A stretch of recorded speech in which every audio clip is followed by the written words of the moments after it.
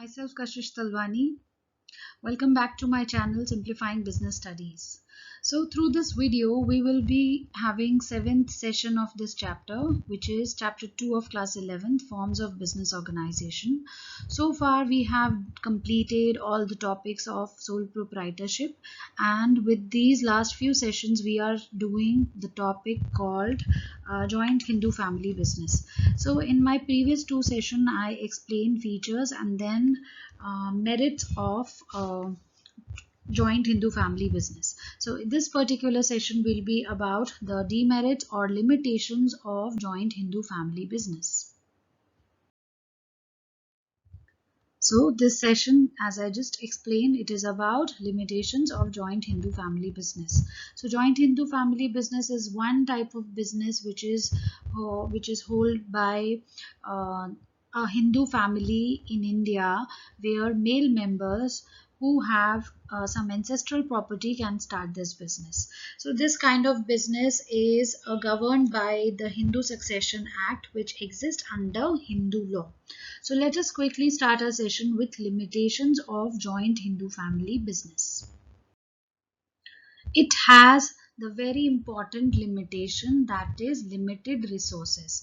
So this kind of business, as I just mentioned, the male members in the family utilizes some ancestral property to do this business. So if this ancestral property has limited scope, or if it is not able to provide good amount of resources to the business, so this limitation will always be there.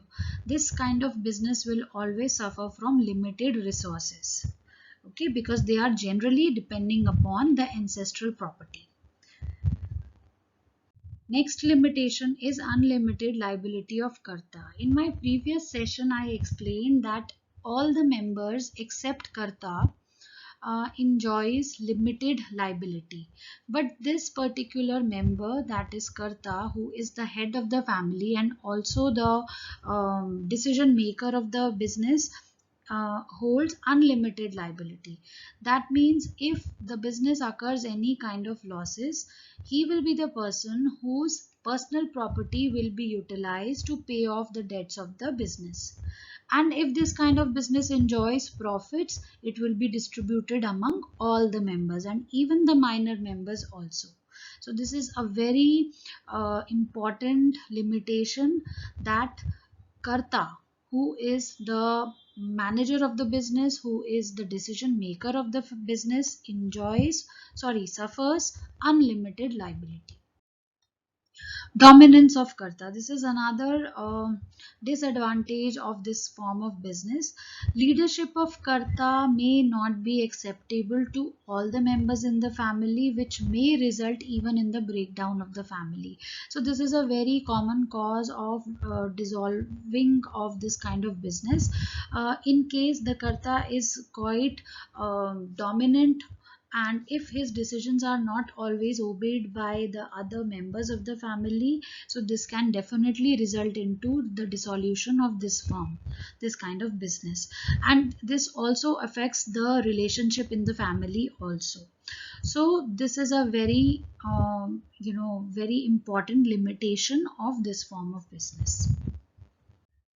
Limited managerial skill. As we all know that karta is responsible for taking all the decisions of the business, so there can be a possibility that karta may not be able to manage all these things well. And why this is so? Because we cannot be expert in like all the fields which we take care of during a business. So definitely every person suffers a certain limited managerial skills. One can be good at something, but one cannot be good at all the things. So this is a disadvantage which is suffered by this form, that karta, who is responsible for taking all the decisions, is not good in all the areas which he is supposed to take decisions in. So limited managerial skills. So children, we have reached end of this session. So in our next session, we will start another form of business, that is partnership. If you have any questions related to these two forms which we have covered so far, that means sole proprietorship or joint Hindu family business, you can always write it into the comment box. Also, you can get in touch with me through this email. Thank you so much. Have a very nice day ahead.